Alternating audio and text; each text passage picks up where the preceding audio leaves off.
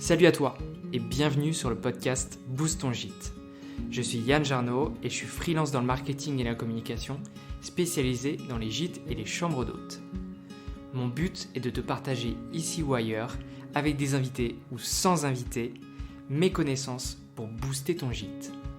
C'est quoi la charge mentale et son impact dans ton business? Trouvez ça bizarre de parler de ce sujet? Eh bien détrompe-toi. Comment booster son activité et son marketing lorsqu'on est au bord de l'épuisement? J'ai eu cette même réflexion en 2021, car après 6 ans d'activité, ma charge de travail était devenue trop grande pour que je puisse profiter à 100% de ma fille. Des idées plein la tête, je m'étais lancé éperdument dans beaucoup de nouveaux projets, comme lancer le podcast, ou encore accompagner 12 propriétaires de gîtes et de chambres d'hôtes en 2 mois avec mon accompagnement Boost ton gîte. Suite à cet accompagnement, je me suis retrouvé vidé d'énergie. J'avais tout donné pour les autres et il ne me restait plus grand chose. C'est là le paradoxe. Et j'ai alors compris. J'ai décidé que 2022 serait une autre année. Une année plus structurée, où ma charge de travail ne rentrera pas en conflit avec les moments que j'aime vivre avec ma fille. Pour t'apporter mon aide, j'ai invité Virginie Brochard. C'est une amie indépendante qui m'a accompagné pour faire le point et retrouver mon équilibre. Dans cet épisode, avec Virginie, on explore les causes et les raisons d'une baisse d'énergie. Mais surtout, elle te partage des conseils pour reprendre petit à petit le contrôle en respectant ton rythme et tes conditions. Car oui, chacun est différent. Comme tu pourras l'entendre dans cet épisode, le plus important pour retrouver ton équilibre, c'est d'apprendre à te connaître et prendre du recul. J'espère que notre discussion va t'aider. N'hésite pas à te rendre sur l'Instagram du podcast pour me faire tes retours. Hello Virginie. Salut Yann, déjà merci énormément pour l'invitation, ça me fait très plaisir d'avoir cette discussion avec toi. Et bien, pour me présenter, moi j'aide les indépendants à doser leur énergie et à trouver leur propre équilibre pro-perso en éloignant le stress, la fatigue, la charge mentale, en incorporant des habitudes de vie faciles à mettre en place dans le quotidien pour pouvoir justement vivre leur activité plus sereinement en étant mieux organisés et ainsi mieux la stabiliser sur le long terme. Je t'ai invité aujourd'hui parce que dans Boost ton gîte, on peut se dire il faut y aller à pleine balle, faut Mm. envoyer tout le temps, etc., etc. Et en fait, plus le temps passe, plus moi je me rends compte que pour pouvoir être boosté, il faut savoir aussi avoir des moments calmes et savoir faire le point pour être bien intérieurement et pouvoir prévoir la suite. Et donc du coup, aujourd'hui, je t'ai invité pour parler d'une thématique qui est comment alléger sa charge mentale quand on est indépendant ou quand on est propriétaire de gîte ou de chambre d'hôte. Effectivement, quand on parle de charge mentale, il y a beaucoup de choses qui peuvent venir en tête parce on n'a pas le même angle de vue sur ce sujet-là. Et ce qui est important de savoir, c'est que la charge mentale, ça se compose de plusieurs éléments. Il y a à la fois ce qu'on appelle la charge de travail, donc qui correspond à notre charge intellectuelle. Donc ça va être tes compétences métiers. Donc, si je te prends, par exemple, toi comme exemple, ça va être tes compétences en communication, en marketing. Ça va être aussi tout ce qui a trait à nos compétences business. Donc, comment trouver son client idéal, comment est-ce que je me positionne, comment est-ce que je me vends, comment je communique, etc. Et après, il y a toute la partie charge émotionnelle. Donc là, on est vraiment dans l'aspect le stress, tout ce qui est de l'ordre des ressentis, des émotions, aussi bien positives que négatives d'ailleurs, parce que des émotions positives tout le temps de haute intensité, ça consomme aussi beaucoup d'énergie. Hmm. Donc, en fait, la charge mentale, c'est ça, c'est l'addition entre notre charge de travail intellectuelle plus notre charge émotionnelle.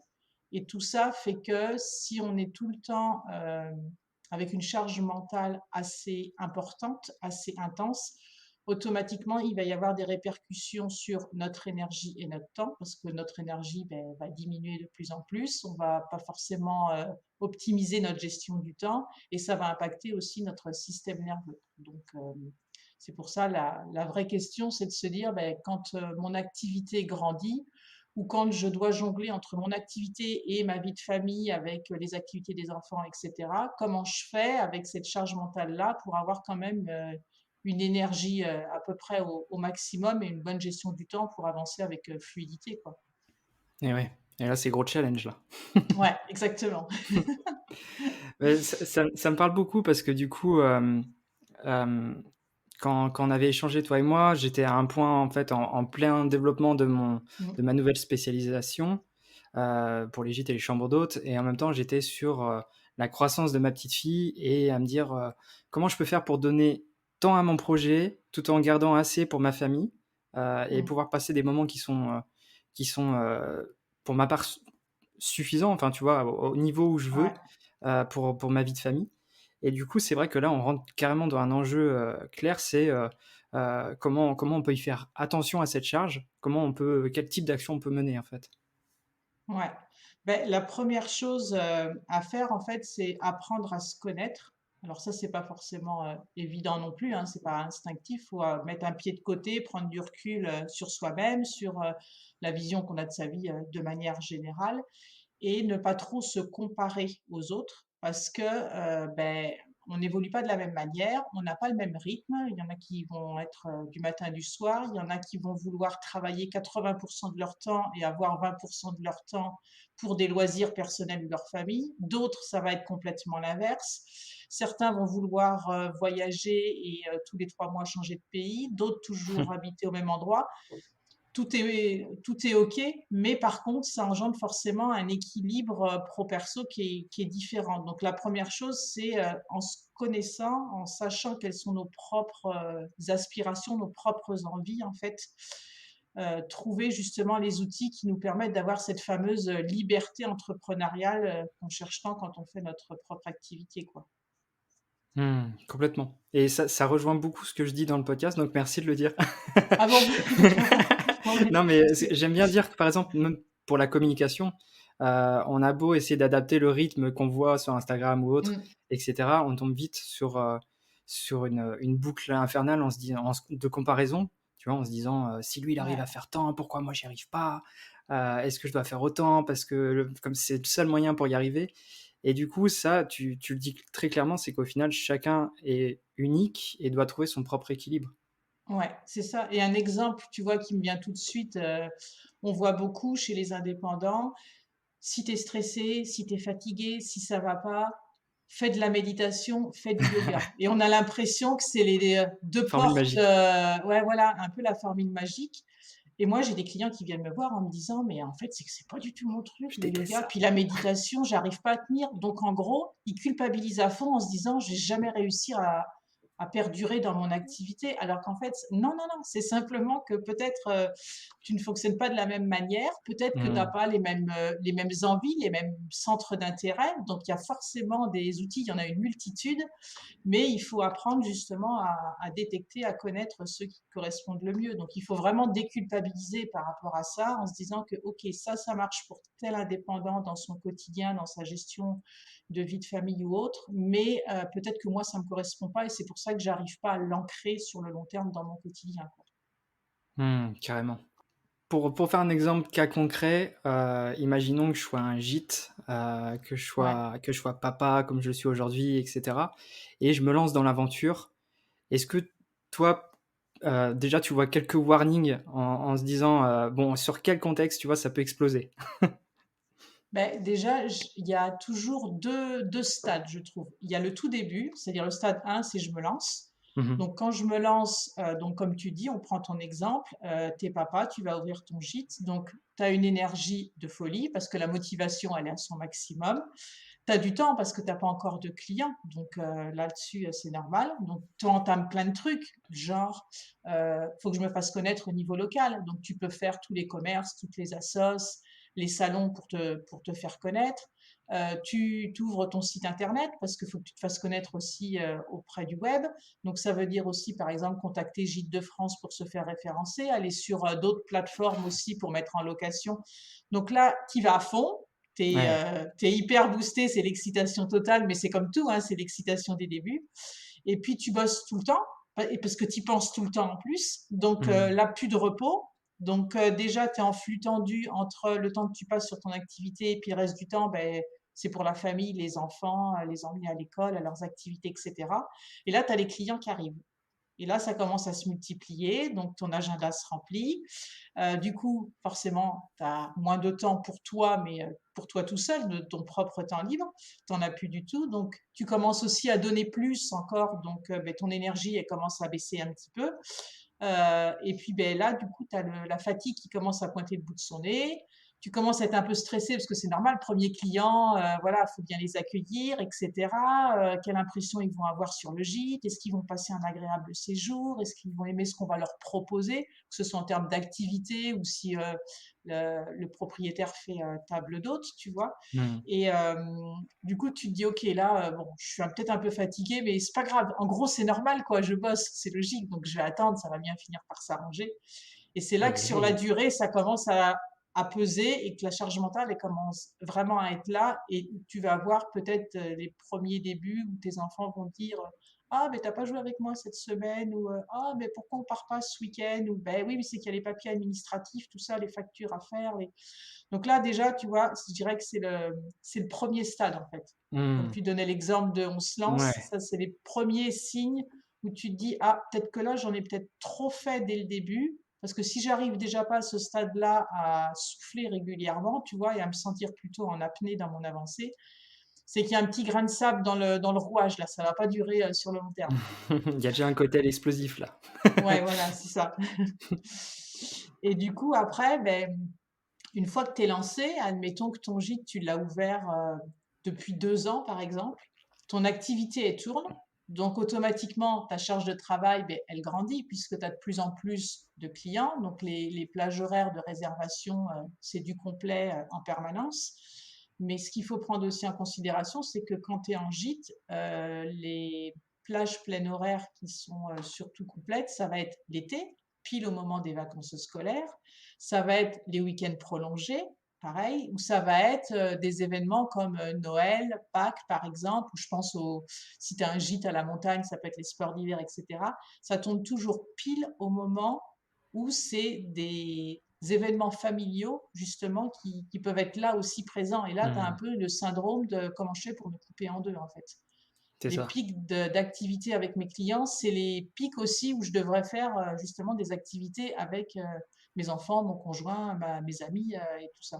Donc c'est vrai que là, il faut aussi le prendre en considération et pas tout miser dans son activité et se dire il y a peut-être une période où je devrais me mettre en off, entre guillemets, ou ralentir un petit peu sur une semaine pour pas délaisser le côté familial et me rendre compte un certain temps après que finalement, ah mince, il s'est écoulé déjà 3 4 ans. Et puis, c'est vrai que du coup, les enfants, là, avec le gîte, ça a été un peu costaud. J'ai moins de fait de trucs avec eux, ils m'en veulent un peu, etc. Donc, faut pas être frustré. Si on sent qu'à la fin de la semaine, on est frustré de ne pas avoir passé assez de temps avec ses enfants, Ouais, il faut c'est réfléchir. qu'il Faut il pas attendre. faut, ouais, voilà, il faut ralentir tout de suite et le mettre d'entrée de jeu, en fait, de dire, OK, on ouvre, mais par contre, à telle période de l'année, là, c'est consacré à la famille pour pas la mettre de côté, parce que pour toi, c'est une priorité aussi, tu vois, donc Ouais, c'est logique. Le défaut, exactement. c'est de croire en fait que je vais bien parce que mon activité tourne. Alors qu'en fait, c'est l'inverse. C'est si on va bien qu'on peut faire tourner notre activité pour qu'elle grandisse. Parce que l'activité tourne, mais tu es frustré, tu es fatigué, tu es stressé. À un moment donné, on n'est pas des robots, quoi, tu vois. Donc, Mmh. du coup, tu as l'effet boomerang après. Donc, ça, il vaut mieux éviter et toujours Ouais, le retour de de bâton est pas penser très à cool en ça. général. Ouais, voilà. Donc là, du coup, on va dire les signes précurseurs de ce qui va pas, enfin de ce qui va Ouais. pas aller, du coup. Mm. Comment ça se traduit après, tu vois, les effets de tout ça? Ben, ça se traduit alors de différentes manières. Déjà, dans ton quotidien, la question que tu peux te poser ou le recul que tu peux avoir, c'est OK, est-ce que cette semaine, j'ai bossé 7 jours sur 7, par exemple? Est-ce que mes semaines sont plutôt surchargées en heures de travail? Est-ce que j'arrive à tenir ben, en gros les deadlines que je me suis fixées? Donc là, ça peut être est-ce que le gîte est prêt à accueillir des nouveaux locataires tel jour à telle heure? Parce que si les locataires arrivent à 14 heures et que toi, à 13h45, tu es encore à l'intérieur en train d'ajuster la déco ou quoi, tu vois, c'est un peu le rush. Si tu sens que tu es un peu irritable aussi, ça veut dire que du coup, ton système nerveux, il est un petit peu usé et que tu es toujours sous tension. Donc, il n'y a jamais de relâchement. Et puis, il y a le fait aussi de dire, ben, dans mon quotidien, moi, à titre personnel, comme je suis propriétaire d'un gîte, ben, du coup, pour en faire le max, je vais louper quelques repas ou je vais manger toujours la même chose. Je me réveille toujours fatiguée, mais bon, c'est normal, c'est la routine, voilà, je fais avec. Du coup, je prends pas de vacances. Mes clients prennent des vacances chez moi, mais moi, pour le coup, je m'autorise pas à en prendre.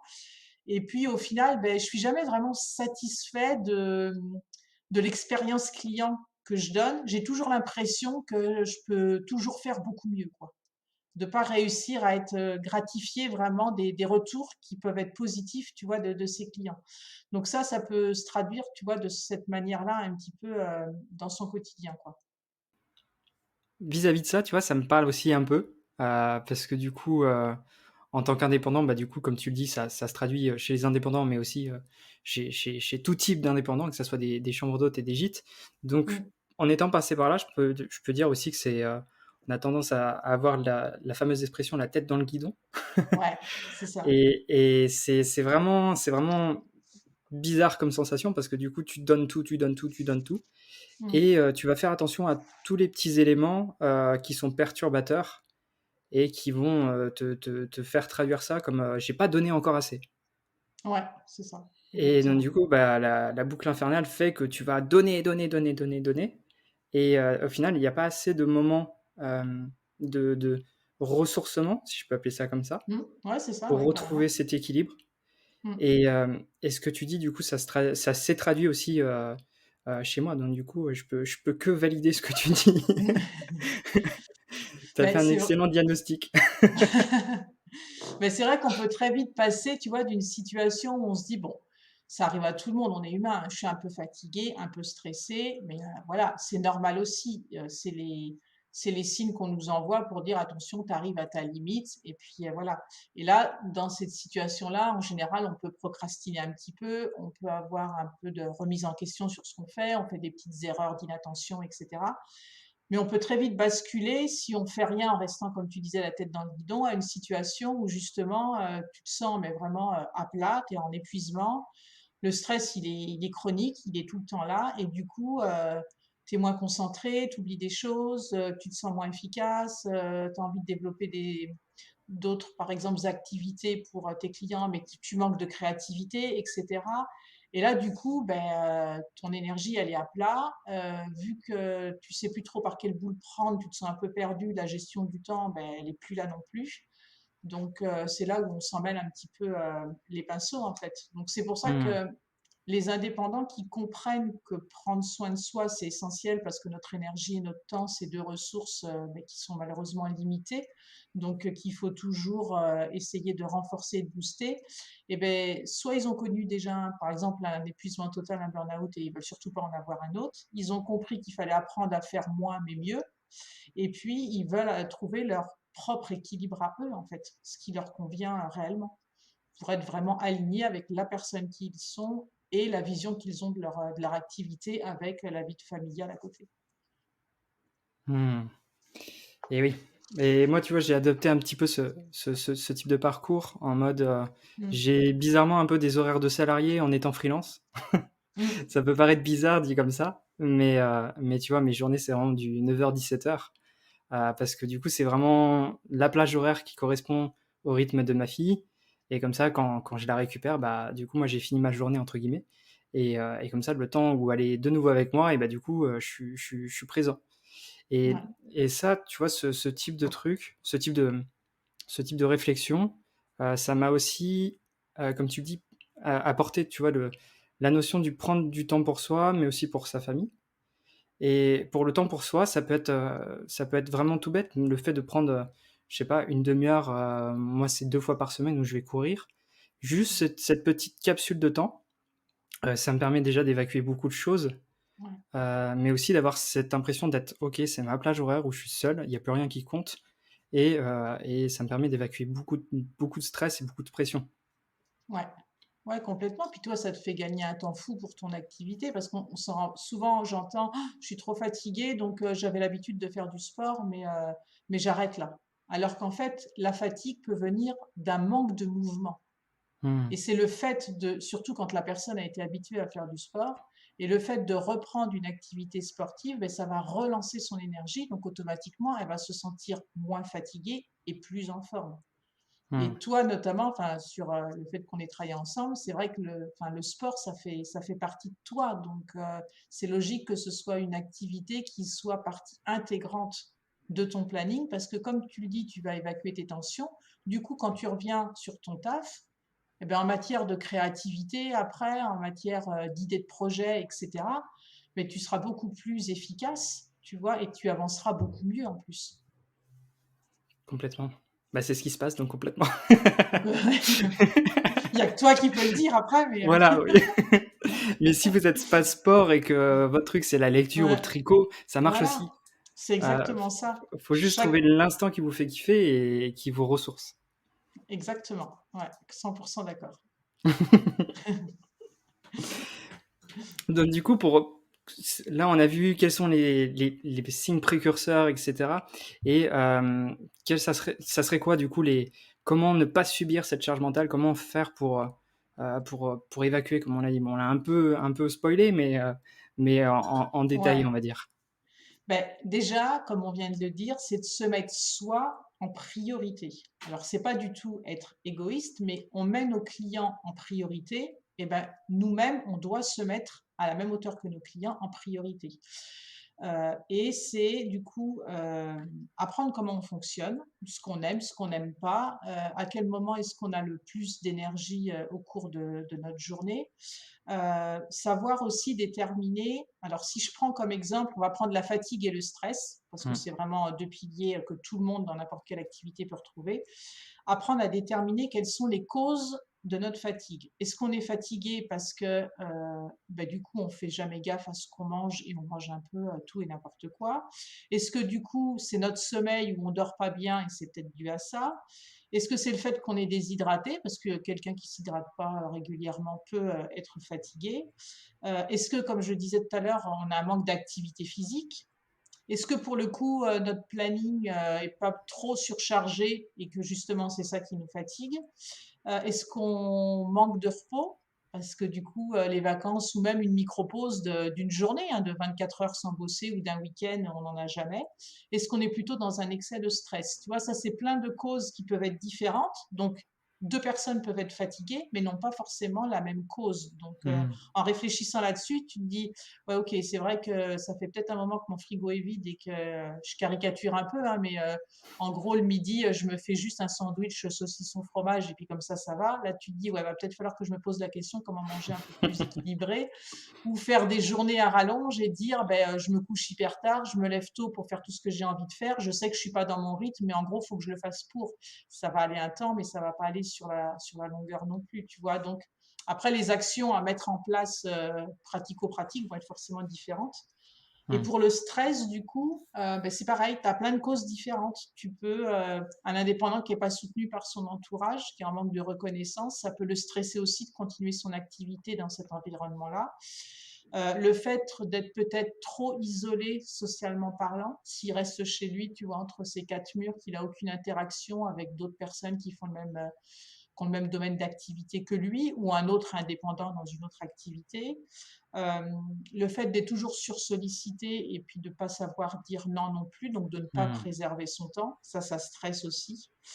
Euh, Ça peut être au niveau de la communication, quelqu'un qui travaille avec une équipe, tu sais, qui lui délègue des choses. S'il y a une mauvaise communication ou avec des clients ou qu'il y a un petit début de conflit ou quoi, ben là aussi, ça met sous tension. Je pense à la Le, gestion des artisans, là, tout de suite. ah ouais, ben tu vois, il y a plein de choses. Qu'est-ce que je pourrais te dire aussi? Le fait d'être très exigeant envers soi-même, ça Mmh. aussi, on se met la pression tout seul. Du coup, ça nous stresse. Du coup, ça fait perdre notre énergie. Puis le fait de démarrer une activité. Alors, on choisit une activité qui nous plaît, mais n'empêche qu'on ne sait pas où on va, par quel bout on va démarrer. Donc, il y a le côté hyper positif, mais en même temps, il y a le côté où ça met en tension alors qu'on n'a pas encore commencé, quoi, tu vois. Donc ça aussi, Complètement. ça s'apprend à gérer, même si on dit tout nouveau, tout beau. Bon, il faut quand même appréhender et s'adapter à cette nouvelle situation. Exactement. Donc, tu vois, ça fait tout un tas de causes qui fait que quand on prend le temps de dire, OK, là, je me sens pas forcément hyper détendu, hyper zen, hyper en forme, d'où est-ce que ça vient? Est-ce que je suis fatiguée? Est-ce que je suis stressée? Quelles sont les causes? Voilà, ça peut être un bon point de départ, tu vois, pour se dire: «Ah, là, effectivement, peut-être que j'en ai un peu, ma charge mentale, elle est peut-être déjà un peu, trop lourde et il faut que j'y fasse quelque chose, quoi». Donc Ouais, donc si vous avez, coché, les 12 cases, faites attention à vous, là, c'est pas bon signe. mais il faut toujours Et garder en tête que oui, je t'ai coupé, non, vas-y. vas-y, vas-y. Je dis: «Il faut toujours garder en tête, ça peut paraître bateau, mais nos besoins physiologiques, manger, dormir, bouger, respirer, on n'y pense pas parce que, c'est devenu un peu anodin, tu vois? C'est tellement dans notre quotidien. Mais si on le fait pas à bon escient, automatiquement, ça a des répercussions sur nous, aussi bien au niveau corporel qu'au niveau mental et après, c'est notre activité qu'on subit les conséquences, quoi. Donc faut revenir à la base, quoi, en fait, tout simplement. Bien manger, Complètement, bien boire, bien dormir, bien bouger, bien soufflé. voilà, c'est ça. Je t'avais raconté une anecdote la dernière fois, sur le fait de souffler. Je sais plus si tu t'en Oui. souviens ou pas? Ouais, si, si, Je carrément. pense que je peux la dire dans cet épisode Ah mais pour relâcher après, un peu les trucs, mais si tu mais veux, hein, il y a pas de souci. on discutait la dernière fois de respiration, le fait de Mmh. quand il y avait un gros moment de stress ou de pression et cetera, de s'accorder un petit instant et de relâcher la pression en respirant et en expirant surtout en fait, j'avais adopté ce petit réflexe et ma femme, qui est avec moi, bah, dans la voiture, au restaurant ou ce genre de choses, il y avait des moments où je prenais des grosses bouffées d'air et j'expirais, tu vois? Et et je m'en souviens une fois, elle m'a dit: «Mais, oh je déteste Yann quand tu fais ça, on dirait que tu es vénère», tu vois? Ça faisait genre le truc, «Oh j'en ai marre Ouais. d'être là», tu vois? Genre mais voilà et ça, c'est des petits conseils, que tu m'avais donnés de s'accorder une mini bulle de temps, même si c'est, dans ton quotidien, le fait de relâcher Mmh. la pression, de s'accorder le fait de le relâcher. Mmh. Ça peut être fait, tout le temps, même si ça fait bizarre à vos partenaires. Ouais, c'est ça, exactement. Ben oui, parce qu'instinctivement, quand on est stressé, on respire plus, normalement, quoi. Normalement, on respire par le ventre, on respire pas, par le haut du corps, quoi. Mmh. Et ça se voit parce que souvent, quand on est stressé, on a les épaules qui sont remontées, on se sent un peu oppressé en apnée parce que justement, on n'emmène pas l'oxygène comme il faut jusqu'au niveau du ventre. Et donc, du coup, c'est une technique qui s'apprend, mais on peut apprendre à respirer lentement et profondément pour justement être plus zen et détendu, tu vois. Mais bon, le temps d'acquérir la technique, c'est vrai que souvent, tu expires fort comme ça, puis les gens à côté se disent, mais qu'est-ce qu'il fait? «Mais qu'est-ce qu'il fait là? Non, Le non, mec mais il est au je prends resto, il est soin de vénère». moi.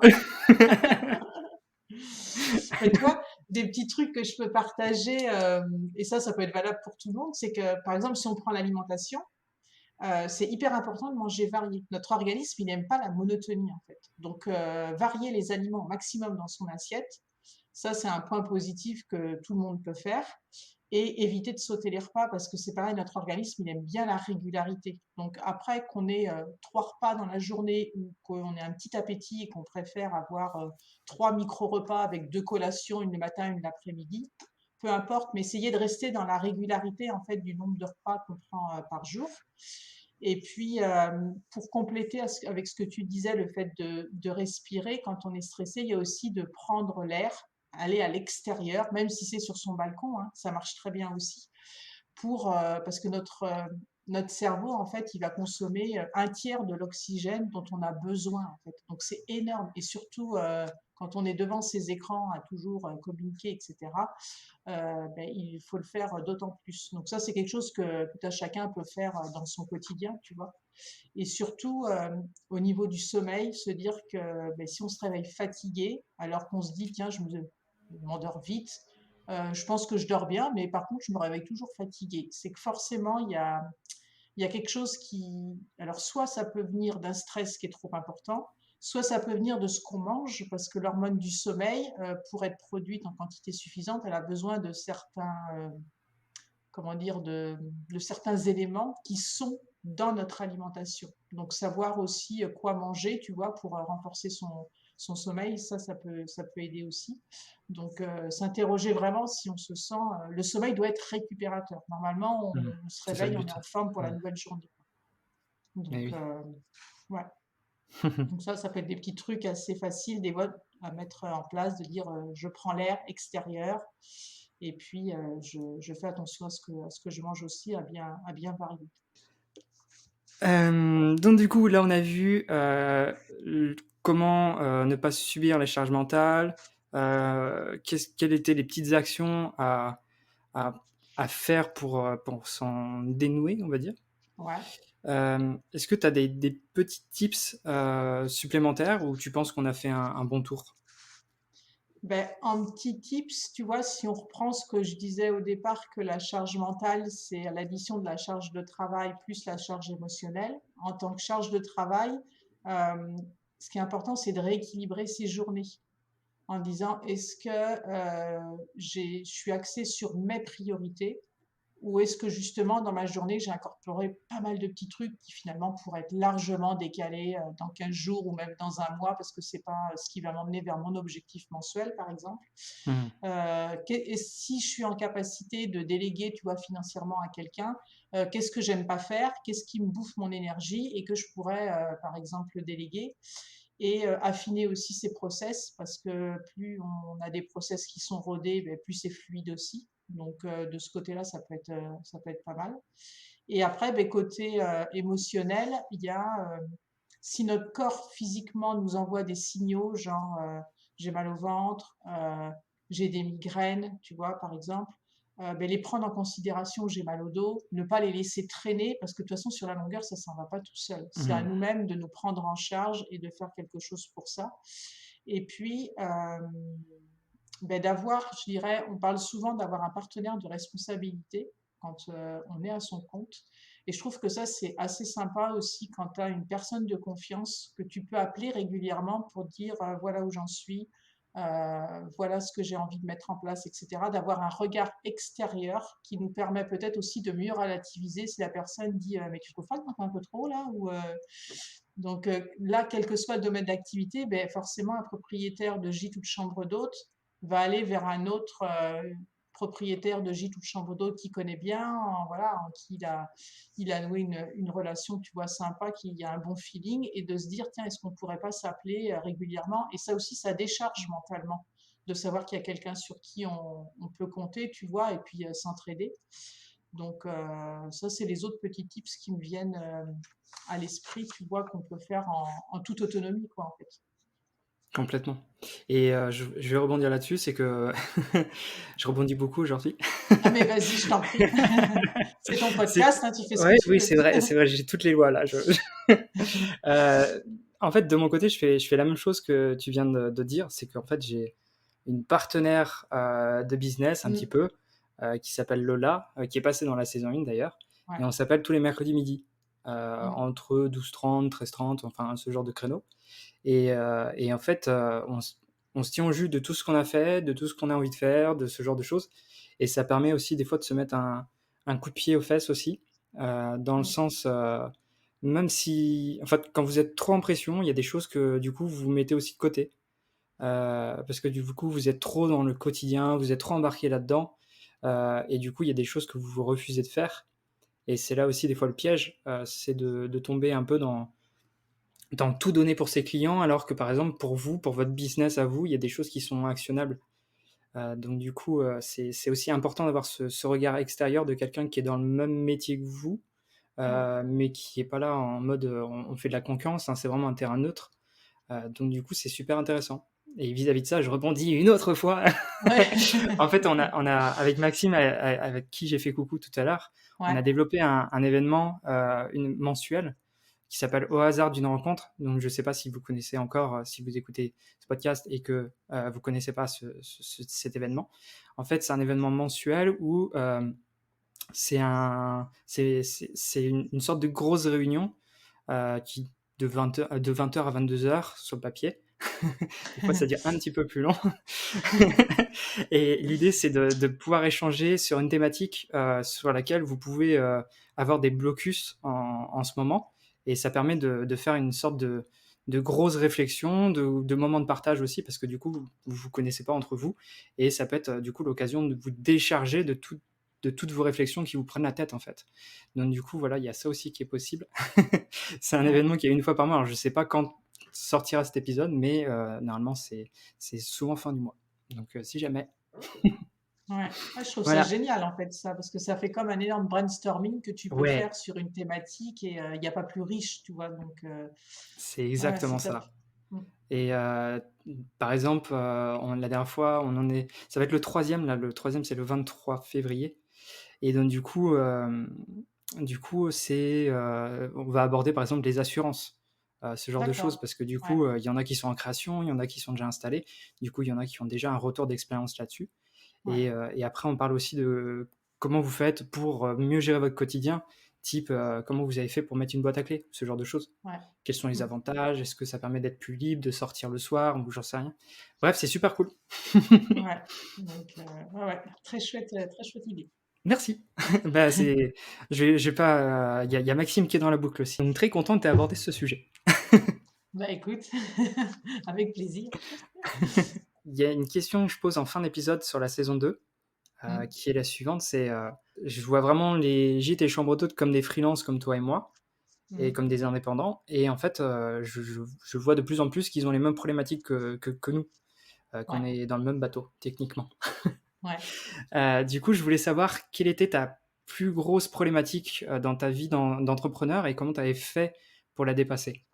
C'est une très bonne question. Ça a été quoi ton plus gros challenge ou ta plus grosse emmerde ou j'en sais rien. Ah, j'irai pas jusque-là quand même, tu vois? Mais je dirais peut-être le plus gros challenge, c'est que je me suis dit, au départ, mon activité, je pensais la faire 70 en cabinet, 30 en ligne.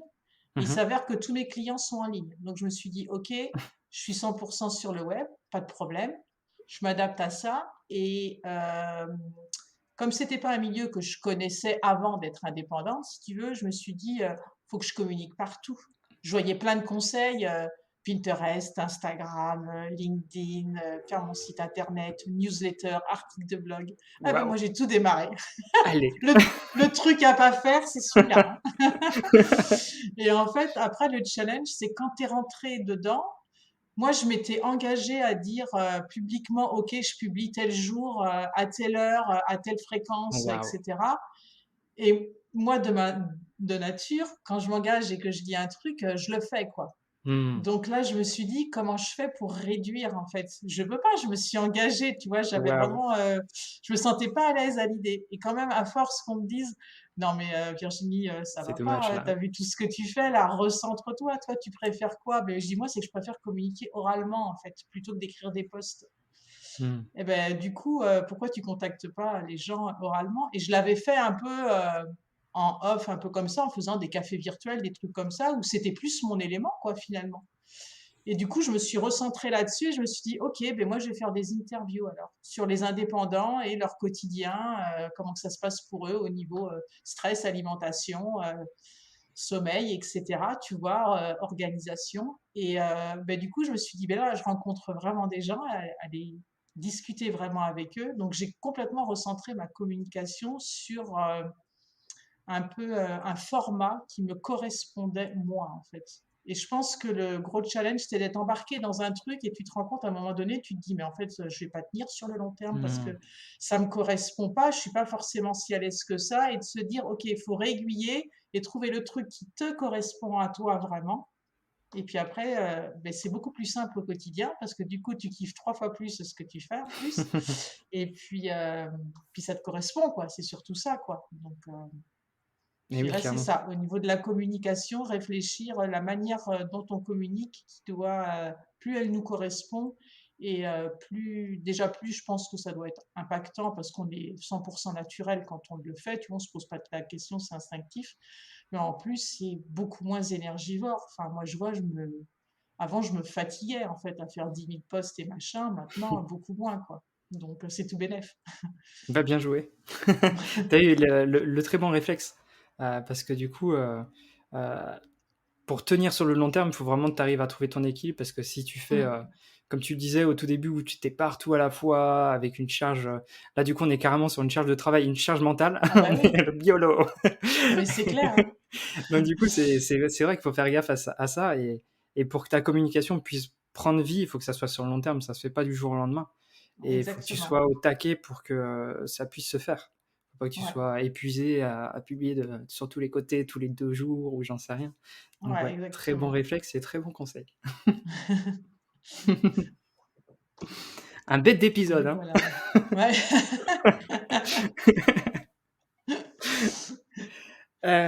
Il y a quelque chose que tu m'as dit tout à l'heure avant d'enregistrer l'épisode, en le préparant, c'est que du coup, Ouais. tu me l'avais jamais dit, mais que du coup, t'aimerais bien Mmh. ouvrir une chambre d'hôte. Qu'est-ce que c'est de cette histoire? Ouais, mais en fait, c'est un truc que j'ai depuis tout le temps. Mais tu sais, quand tu fais tes études et puis, ouais, voilà, tu as un boulot de salarié, tu es en CDI, nanana. En gros, une activité, ouvrir, faire chambre d'hôte, c'est pas un métier, quoi. C'est plus un loisir que tu fais, Mmh. en gros, tu vois, c'était mais je me suis dit: «Un jour, je ferai ça» et en fait, j'ai toujours eu dans l'idée, d'avoir, des roulottes ou voire une tiny house en plus pour pouvoir, justement accueillir, des familles, des couples, célibataires, enfin toutes sortes de profils, de personnes pour, permettre de leur découvrir moi je vis en Corrèze, donc la région, où je vis, tu vois? Avec, proposer des randonnées, des choses comme ça et c'est toujours quelque chose que j'aime bien avoir du monde à la maison, tu vois? Donc Mmh. j'aime bien recevoir et ça, c'est toujours quelque chose que j'ai rêvé d'avoir avec voilà, parce que j'aime bien les petits logements insolites comme ça, je trouve que ça te déconnecte pas mal et du coup, il y a un petit côté aussi, chaleureux, je trouve, un petit peu atypique aussi Mmh. et ça j'aime bien, ouais. Ouais, mais Donc ça irait très bien pourquoi pas avec un ton jour? activité en plus. Ben en plus, oui, en termes, quand je dis faut ce serait temps de prendre quelques vacances, un peu de pause ou quoi, enfin, tu vois, c'est typiquement là-dedans. Moi, on me dit: «Tu fais une Ouais. pause», moi, je m'en vais dans un chalet à la montagne, quoi, tu vois? Enfin, on a tous comme ça un attrait. Il y en a d'autres qui seront plus mer, il y en a d'autres, bon, chacun a ses propres aspirations, tu vois? Mais c'est pour ça que autant créer quelque chose, un qui me corresponde, mais qui peut permettre aussi de correspondre, bah, à beaucoup d'autres personnes et qui les aide justement d'avoir cette espèce de bulle d'oxygène un petit peu, dans l'année avec qui, où tu peux partager plutôt, des moments avec tes proches, avec les gens que tu aimes et cetera. Donc Et oui. why not? Ça ouvre quand? Je sais pas. Là, j'ai pas encore mis de date parce que ce sera pas 2022, ça c'est sûr, ça va être un peu court, mais bon, Ouais, je me le souhaite en tout cas, on verra bien. trop chouette. Bah, écoute, je viens quand tu veux. Pas de problème, tu auras une invitation. Et je vais faire comme avec Guillaume, du coup, je vais faire, je reviens dans 1 an, je te pose la question où ça en est. Ouais, voilà, on peut se le tenter, ouais, effectivement. Bah, c'est trop chouette, putain, c'est bien. Je te Tu vas demanderai pouvoir, conseil à ce moment-là. ouais, d'ailleurs, hésitez pas si, je sais que parmi vous, vous avez des roulottes et cetera, hésitez pas à aller voir Virginie pour lui donner des petits conseils pour monter son activité parce que du coup, Ah oui, je suis c'est preneuse, hein, pas de ah oui, souci, oui. ouais. De toute façon, on est tous preneurs de conseils, donc du coup, hésitez Ouais, pas. Voilà, c'est cadeau. merci. Bah, écoute, je te remercie en tout cas pour tous ces conseils parce que c'était, super super complet et puis, le sujet est tellement important que c'était cool d'aborder ça, de mettre des tu vois, de souligner les raisons de charge mentale et les méthodes, pour s'en défaire et ça, c'est tellement important dans le quotidien, qu'on soit freelance, qu'on soit indépendant, qu'on soit même salarié, c'est Mmh. pareil, même combat. Le tout, c'est de s'en défaire et je pense qu'avec les petits tips et les petits points que tu as abordés, déjà, ça te donne déjà une sorte de contexte, de diagnostic pour s'en rendre compte. Donc je te remercie pour tout ce partage et, Je t'en heu, prie. et, et merci encore d'être venu partager la belle parole. Oui, je t'en prie, c'était un super plaisir de passer ce moment avec toi, donc je suis ravie de passer dans Boost ton Gîte. Merci beaucoup. Bon, bah, je te propose qu'on se retrouve sur Zoom du coup pour faire le petit débrief et puis voilà. Ouais, ça marche. Cool, à tout de suite. À tout de suite. Encore un épisode plein de conseils. J'espère qu'il t'a plu et qu'il te permet de faire un mini point sur les choses qui pourraient t'aider à retrouver ton équilibre. En tant que propriétaire d'hébergement, tu as sans doute plein de charges de travail nouvelles. La communication, la gestion du gîte, son entretien, l'administratif, la gestion des travaux, son évolution, etc., etc. Si tu es en couple, tu peux rajouter une charge mentale supplémentaire et si tu es parent, alors là, jackpot. Et on va pas se mentir, si tu es une femme, c'est sans doute encore pire. Donc prends soin de toi et essaye d'analyser ce que tu peux alléger pour avoir l'esprit plus disponible. Ton hébergement a besoin que tu ailles bien pour qu'il puisse continuer d'être ouvert. Si tu veux retrouver des propriétaires comme toi, tu peux nous retrouver en visio une fois par mois avec l'événement Au hasard d'une rencontre. Il y a d'ailleurs un Instagram, si tu veux nous retrouver là-bas, tu peux nous suivre. C'est un lieu d'échange gratuit où on se réunit pour discuter des problématiques de chacun. C'est un événement que j'organise avec Maxime du gîte au Petit Bonheur Normand. En attendant le prochain épisode du 30 mai, je te souhaite une très belle semaine et à très vite pour continuer à booster ton gîte.